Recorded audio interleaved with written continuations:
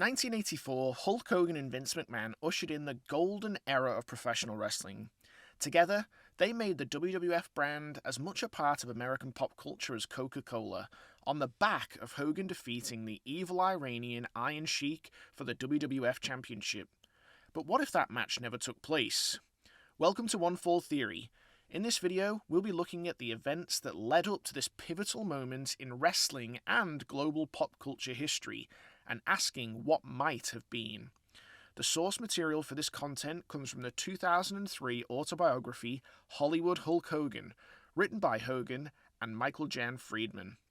The following is Hogan's recollection of his return to the WWF, and at the end of the passage I'll share some of my thoughts on the topic. So I came back to New York, as a good guy this time, secure in the knowledge that I was going to wrestle for the championship in Madison Square Garden as soon as I had a couple of Allentown TV matches under my belt.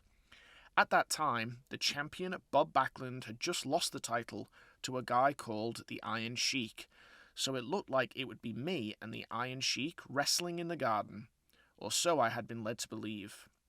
The problem was Bob Backlund, who had held the heavyweight title for a long time. He and I had been friends when I had my first run in New York.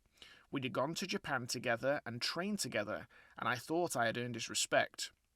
But when I came back to New York, it was a whole different deal with him.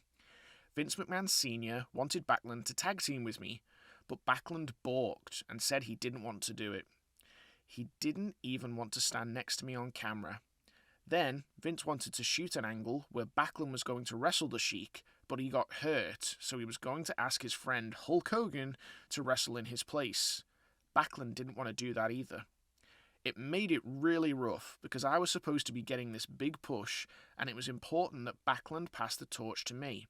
But he didn't want any part of that, because he wanted to wrestle the Iron Sheik himself and get his title back. Finally, it all came to a head at a TV in Allentown, Pennsylvania, a few days before we were supposed to go to Madison Square Garden. Vince McMahon Sr. called a meeting with me and Bob Backlund and Vince Jr. to clear the air. By that time, Backlund was a nervous wreck. He had red hair and real white skin, and he was so upset that he was all broken out in hives. The first thing he said was, "I don't want anybody who's not an athlete to have the championship belt." I had been this guy's friend and training partner, and all of a sudden I wasn't fit to wear his belt. I tell you, brother, it shocked me to hear Backlund say that. Okay, so maybe I didn't have an amateur wrestling background. Maybe I hadn't won an AAU championship or come home with a gold medal from the Olympics. But I wasn't exactly a guy off the street either.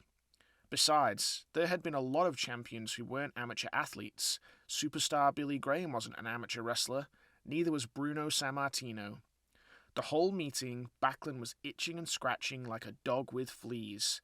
I had never seen him so upset. So Vince Sr. looked over at me, over the top of his glasses, and said, "You know, Terry, maybe Bob's got a point. Maybe we should wait and see how everything works out, and think about putting the belt on you in 6 months from now." This wasn't what I had signed up for. This wasn't what I was promised when I shook hands with Vince Jr. and agreed to come back. So I said, "You know, guys, I burned one hell of a bridge back in Minnesota, and I'm going to run back there quick as I can and try to rebuild it. Thank you for everything." And I started to walk out. But Vince Jr. stopped me. "Look," he said, "my dad's just a little worried. I have to talk to him, but we'll get this thing back on track." He talked to his father, and he told me that he wanted me to have the title shot and the belt, not Bob Backlund. And just like that, Vince Sr. gave in.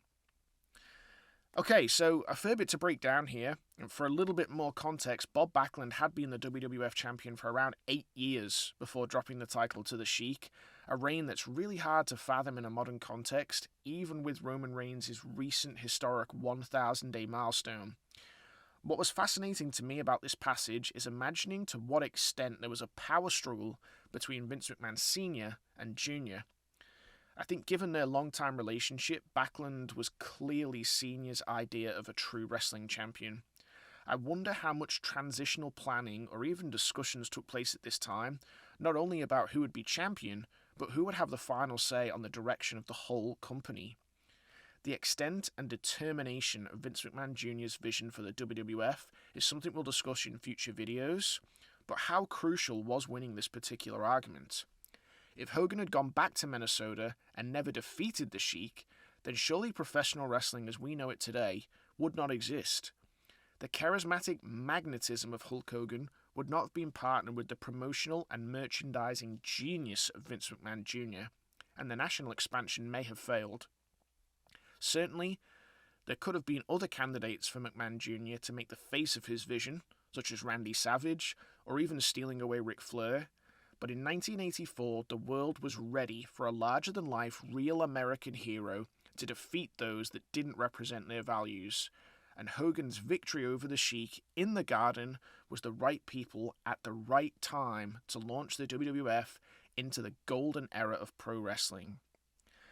Let me know what you thought about how Hogan recalls the build to his championship match with the Sheik in the comments below. If you got value from this video, then please consider hitting like and subscribe.